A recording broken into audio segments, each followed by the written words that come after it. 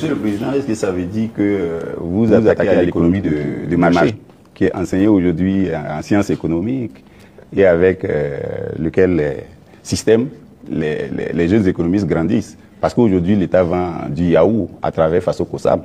Vous avez annoncé les Faso Yard. On se demande quand vous allez ouvrir les premières boutiques. Tout ça, vous prenez progressivement la place du privé. On ne sait pas quand ça va s'arrêter. D'abord, j'ai dit au ministre de l'Enseignement supérieur de me changer. D'abord, la carte universitaire a changé, mais le curriculum de changer tout. Pourquoi on doit forcément apprendre leur manière de faire l'économie? On n'est pas en mesure de créer. Est-ce que c'est Dieu qui est descendu, encore, comme j'aime le dire, créer, asseoir des gens, créer l'école? Ce sont des gens qui ont inventé, qui ont créé des concepts et qui ont créé l'école. Ce sont les êtres humains qui ont créé l'école. Donc, qui ont mis des programmes et ainsi de suite. Le programme aux États-Unis est différent du programme en France, différent du programme en Angleterre, ainsi de suite. Chacun a sa manière d'enseigner sa population pour atteindre le niveau qu'on souhaite. Donc, nous aussi, on va créer notre modèle.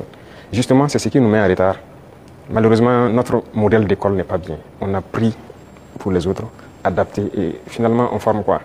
Ok, on forme beaucoup d'économistes dans ce concept. Est-ce que ça marche? Est-ce que ça marche? Ok, nous, on est en train de changer de système. Est-ce qu'on fait des progrès ou pas? C'est là la question. C'est toute la question comme ça. Il a parlé de l'ONBA, de trucs.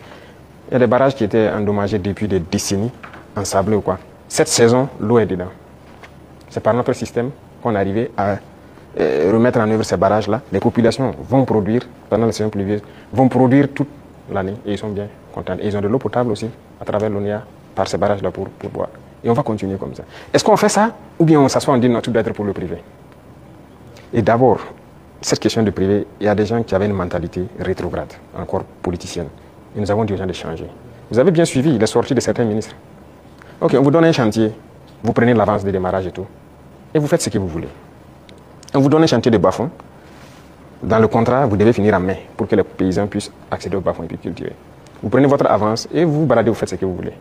En avril, on passe, on regarde, vous n'avez rien fait. Vous dites non, non, non, vous partez à votre rythme, c'est comme ça. On vous contraint, vous finissez le bas-fond. Il y en a qui travaillent, il y en a qui même qui travaillent de nuit jusqu'à aujourd'hui pour atteindre les objectifs. Pas qu'ils ne peuvent pas, mais c'est une mentalité. Et tant que le privé aura cette mentalité, ça ne va pas marcher. Moi, je vous ai dit qu'on a près de 1000 ans de retard même. Il faut rattraper. On est dans les années 1000, à la rigueur 1800. Il faut rattraper le retard, mais on ne peut pas continuer avec cette mentalité. Donc, on invite les gens à changer et à s'adapter. Vous parlez des yaourts, par exemple. Est-ce que le marché est saturé? Non. On importe. J'aimerais voir les privés rentrer dans le yaourt. Pourquoi on n'importe plus? Nous avons pris des textes pour dire que lorsque quelque chose se produit au Burkina Faso, pour pouvoir importer, il vous faut une autorisation spéciale d'importer. Ce qui stipule que vous devez payer ce qui est à l'intérieur. Lorsqu'il y a le manque maintenant, on vous autorise à importer. Voilà pourquoi les gens sont en train, vous voyez que beaucoup de privés sont en train d'ouvrir des usines et tout ça. Et si on ne passait pas par cette méthode, comment on va faire?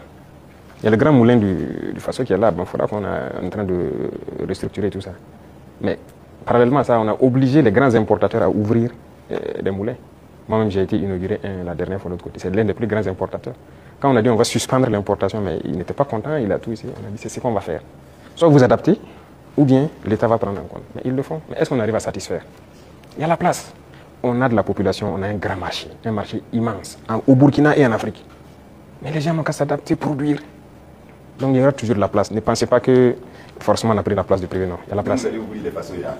Si, c'est nécessaire pour réguler. Parce qu'il y a cette mentalité de toujours entraîner la spéculation de certaines personnes. C'est dangereux. Dernièrement, vous avez suivi le cas des motos. Malheureusement, c'est quand il y a eu la situation, on s'est rendu compte que ce n'était même pas un marché régulé. Donc rapidement, on a dû voir comment on peut réguler ce marché pour que l'importation soit suivie. Comment quelqu'un part importer des motos et il vous dit qu'il n'a pas de facture d'achat? Puisque le ministère a besoin de la facture d'achat pour voir tout ce que vous avez payé comme douane et quoi, et vous fixez une marge à ne pas dépasser.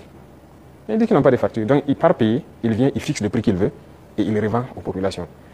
Donc lui, il s'enrichit. Et les autres s'appauvrissent. Et généralement, quand les gens s'enrichissent, qu'est-ce qu'ils font? S'ils buvaient la braquina ici, ils ne boivent plus la braquina, c'est le champagne qu'ils cherchent. C'est l'argent qui sort.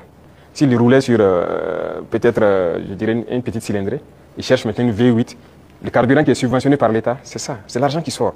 Donc il faut qu'on réfléchisse à l'économie. Qu'est-ce qu'on fait? Il ne faut pas laisser sortir des devises.